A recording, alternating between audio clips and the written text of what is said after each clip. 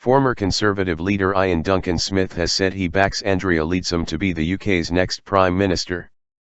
They campaigned together for the UK to leave the EU, and Mr Duncan Smith said Mrs Leadsom was the right person to lead in the forthcoming negotiations.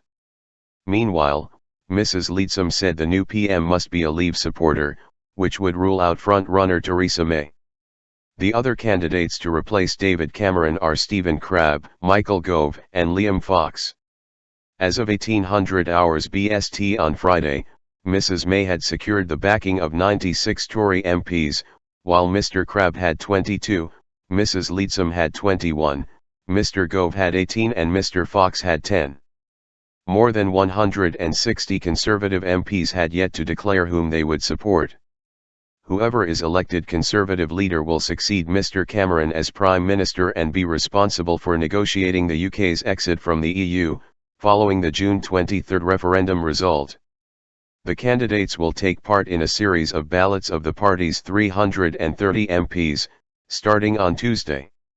The two most popular will then go on to a vote of the wider party membership, with the result due on September 9.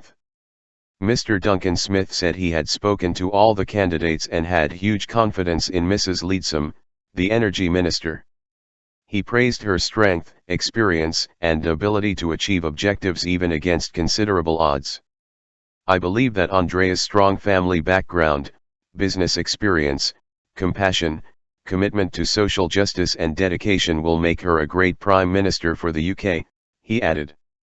In an interview with the Daily Telegraph, Mrs Leadsom said the new PM should be someone who had supported Brexit.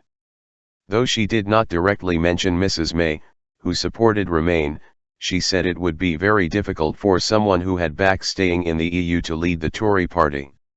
She also said key negotiating people in the UK's EU exit talks would have to be Brexit supporters.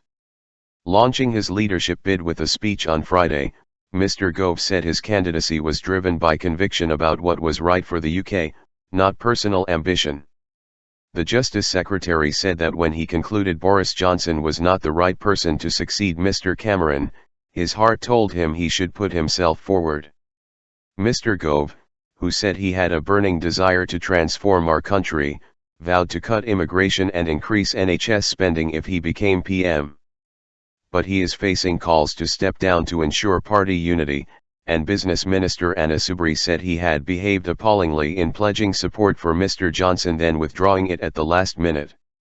Asked whether he had been betrayed by Mr Gove, Mr Johnson replied that he had not been able to get on with what I wanted to do and it was now up to somebody else. Mrs May has been boosted by the support of the Daily Mail and cabinet colleagues including Defence Secretary Michael Fallon.